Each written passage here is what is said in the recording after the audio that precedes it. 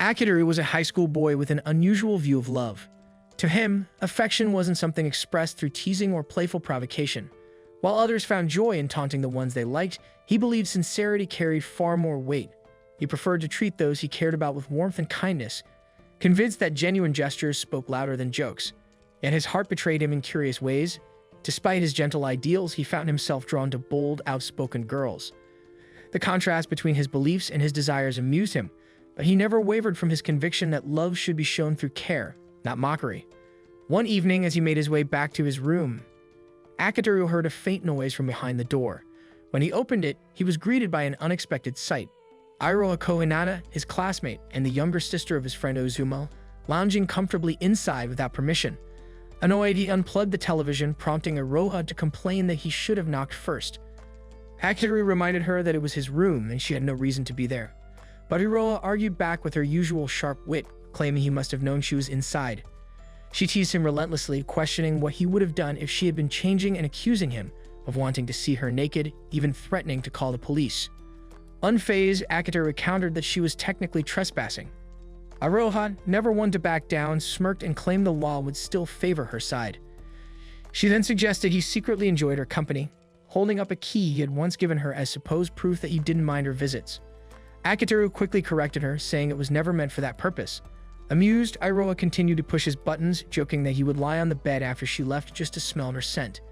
Irritated, Akiteru declared that he would erase every trace of her presence the moment she stepped out. Pretending to be offended, Iroha called herself his little sister, though Akiteru firmly denied any such bond. She then reasoned that since she was Ozuma's sister, that technically made her his sister-in-law. Akiteru dismissed the claim as absurd, insisting they were strangers. But Iroha, lost in her imagination, added that if he ever married her brother, they would indeed become siblings. Her nonsensical logic left Akiteru exasperated, and he told her to stop fantasizing about impossible things. Before the argument could continue, Akiteru received a call from his boss, who also happened to be his uncle, Tsukunomi. Hoping to avoid embarrassment, he asked Iroha to stay quiet during the conversation. Tsukunomi began by mentioning Akiteru's bold request to join his company without going through the standard hiring process. Expecting rejection, Akiteru braced himself, but his uncle surprised him by agreeing, but not without a few conditions. Tsukunomi's first question was whether Akiteru had a girlfriend. Unfortunately, Iroha overheard and began making suspicious noises in the background, making it sound like he wasn't alone. Thinking quickly, Akiteru claimed that he had adopted a cat, which managed to convince his uncle that he was still single.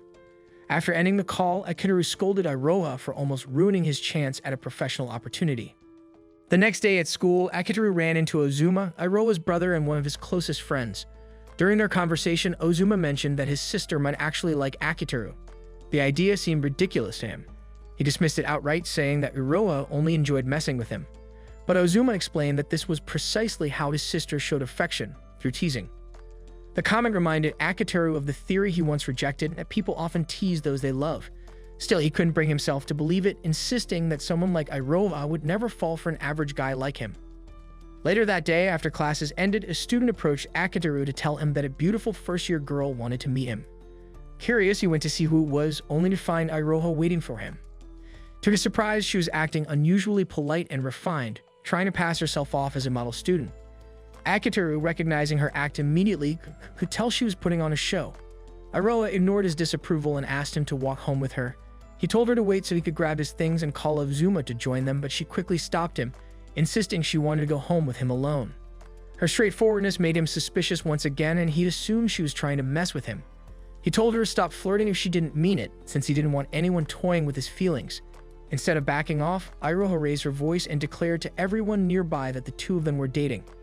Her sudden announcement shocked their classmates and left Akiteru speechless, flipping the situation so that he looked like the one deceiving her.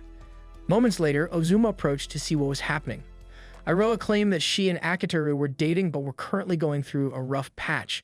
Akiteru, bewildered, pulled her aside to ask what she was trying to accomplish. Iroha simply repeated her claim, saying that since his uncle had already asked about his love life, she might as well play the role of his girlfriend. Then with a smirk, she mocked him, saying it was strange for someone as ordinary as him to date someone like her. Still, she insisted that pretending to be a couple would make things simpler for everyone. Akiteru, humiliated by her words, refused outright, saying his only focus was on his future. But Iroha suddenly changed her tone. She grabbed his arm and her voice trembling. told him he was so focused on his goals that he forgot about the people who cared for him. Her emotional shift caught him off guard, but before he could respond, she laughed it off and revealed that she was only joking. She mocked him for falling for it, teasing that he must have started believing her. Frustrated, Akiteru told himself never to trust anything she said again. That evening, Tsukinami invited Akiteru to a cafe for a meeting, mentioning that a third person would be joining them. During their discussion, Tsukinami praised the game Akiteru and his small development team had created, noting that it had already surpassed 1 million downloads. Akiteru, however, felt there was still plenty of room for improvement, comparing his team's work to that of major studios. Tsukinami reminded him that their accomplishment was extraordinary for such a small group. Eventually, Akiteru asked about the conditions Tsukinami had hinted at during their last conversation. Before answering, his uncle's attention drifted toward a waitress and he began flirting with her, making the woman visibly uncomfortable. Taking the chance to excuse himself, Akiteru went to the restroom only to accidentally bump into a girl who had entered by mistake. When he returned to the table, he realized that the same girl was the third person Tsukinami had mentioned earlier. To his surprise, it was Mashiro Tsukinami, his cousin and Tsukinomi's daughter. Still confused about the situation, Akiteru listened as Tsukinami revealed his plan. Since Mashiro would soon transfer to a co-ed school, he wanted Akiteru to pose as her boyfriend to keep other boys from approaching her. Though the idea seemed absurd, Akiteru reluctantly agreed. Mashiro, hesitant but with little choice, accepted as well. With both in agreement, Tsukinami finalized the deal, warning Akiteru not to forget that Mashiro was only a pretend girlfriend, and that any genuine affection toward her would lead to serious consequences. It was, as he put it, like asking a wolf to guard the sheep, trusting instinct, not to betray reason. Until then, Akiteru had just arrived at school when, as usual, Iroha began teasing him with the same irritating tone she always used. That day, Mashiro transferred to the new school and was assigned to the same class as Akiteru, creating a wave of curiosity among their classmates. During the first lesson, Mashiro introduced herself shyly and, without realizing it, mentioned that she was dating Akiteru, leaving everyone stunned. A curious student sitting in front asked how they met, and in her flustered state, Mashiro blurted out that they had met in the bathroom. Realizing how strange that sounded, she immediately felt guilty and sat down, silently hoping Akiteru would stay quiet, knowing his silence was important. Akiteru, however, worried that couples who didn't communicate might raise suspicion, while Mashiro thought it was enough that people simply believed they were together. Even Ozuma was shocked to hear Akiteru had a girlfriend and realized he would have to explain things later. During recess, Akiteru told Ozuma everything about his agreement with the student council president, leaving his friend with an uneasy feeling, almost as if he had become part of a zombie story. Akiteru joked that all they needed now was a mischievous little sister to complete the scene. Ozuma caught the reference to Iroha, though Akiteru refused to acknowledge it. Meanwhile, Suzuki was surprised to learn that Akiteru had a girlfriend, since he always saw him with Iroha. Mashiro, noticing Suzuki's watchful gaze, gave Akiteru a sharp look filled with quiet jealousy. Akiteru quickly clarified that Iroha was only a younger classmate. Unlike him, Suzuki was fixated on their teacher, Sumair, even though he knew she only paid attention to muscular men. Determined, he decided to start exercising. Soon after, Mashiro told Akiteru to buy rice cakes, saying it was part of his role as a boyfriend. Akiteru hesitated, unwilling to move, but when Mashiro hinted that she might end their relationship if he refused, he reluctantly gave in and went. When he returned, Mashiro seemed uneasy, and for a moment, he thought she might be jealous. He quickly dismissed the idea, reminding himself their relationship was only pretend and that she still held some resentment toward him. The next class was with Sumair, who asked if anyone was brave enough to admit they hadn't done their homework. A student raised a hand and was quickly forgiven. Akiteru noticed Mashiro's unease under Sumair's strict demeanor, realizing the situation might be difficult for her. After an exhausting study period, the break arrived. Before class ended, Sumair called Akiteru to her office, surprising everyone and leaving Suzuki envious of the attention. Moments later, Akiteru entered Sumair's cluttered office filled with strange objects. To his surprise, Sumair suddenly knelt and begged for forgiveness, revealing that despite her intimidating reputation, she was at a disadvantage before him. Among students, she was known as the Poison Queen, but in truth, she worked as an illustrator for Akiteru's game group and often failed to deliver manuscripts on time. That explained her desperate tone. She still had unfinished tasks for the students' exam project. Akiteru spoke firmly, prompting her to admit that her stern persona was just a facade. When he discovered her latest manuscript wasn't ready, he demanded a progress report instead of scolding her. Sumair refused to protect her image, irritating him enough to apply a shoulder massage technique that made her yelp and beg for forgiveness. It was almost absurd to see the school's most feared teacher acting so submissively before Akiteru. To understand why, it was necessary to look back. While developing the game project, Akiteru had visited several festivals searching for illustrators, but no one accepted his offer. Exhausted, he stopped at a booth selling adult stories and discovered the author was Sumire. Afraid her identity as a strict teacher might be exposed, she reluctantly joined the project. Since then, Akiteru had been able to obtain her manuscripts whenever needed, even though she often grew furious with him. Before returning to class, Akiteru warned her that if she failed to deliver again, he would expose her pseudonym. Overwhelmed with exam duties, Sumire sighed helplessly.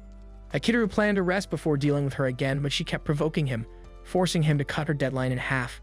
Before he left, Sumire asked about Mashiro. Akiteru explained the agreement with the president, and Sumire expressed sympathy, saying it must have been difficult for him. He assured her it was the best decision for the group. She mentioned that the school had informed her about Mashiro's past, that she had been bullied until she was forced to leave her old school. No one knew the full story, only that her classmates had abandoned her. Sumire asked Akiteru to take care of her, and he promised he already intended to. She tried to stall for time with compliments, but Akiteru noticed and ended the conversation. After school, Akiteru invited Mashiro to go home together, but she immediately refused. Remembering their act as a couple, she worried about what others might think. Ozuma suggested Akiteru find a way to get closer to her, but it wasn't easy, as Mashiro had shown clear dislike from the beginning. As Akiteru was about to leave, Iroha appeared and began teasing him again, wrapping her arms around him. The unexpected contact embarrassed him. She leaned close, whispering playful provocations that deepened his discomfort. He knew it was her usual mischief, yet he couldn't help wondering how someone her age could think of such things. What troubled him most was that while he and Mashiro were pretending to date, Iroha's behavior risked making everything look suspicious. If Mashiro saw them, things could become even worse. Trying to turn the situation around, Akiteru lifted Iroha onto his back, catching her off guard. His sudden move left her red-faced and flustered. He planned to hold her until she admitted defeat and realized her teasing had gone too far. When she remained stubborn, Akiteru carried her across the schoolyard, leaving her completely trapped. Overwhelmed, Iroha eventually apologizing to Akiteru for lying and provoking him earlier. Satisfied, Akiteru set her down, treating it as a lesson from her constant teasing.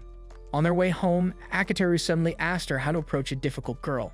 Surprised, she listened as he explained the agreement with the president.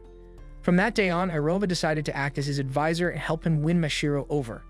The next morning, Akiteru behaved like an obedient companion, catering to Mashiro's every need, which only irritated her more. She thought his actions looked ridiculous, almost like a clown's performance. Feeling unfairly judged, Akiteru grew frustrated. While Mashiro continued to scold him, Iroha appeared once again to tease them both. Akiteru used the opportunity to reveal that the whole plan had been Mashiro's idea from the start. When Mashiro looked at Iroha, she immediately recognized her as Akiteru's supposed younger sister, recalling stories she had heard from former classmates. Mashiro's expression darkened as she became convinced that the two were working together to irritate her. Later, Akiteru and Iroha discovered that Mashiro had moved into apartment 5001, right next to theirs.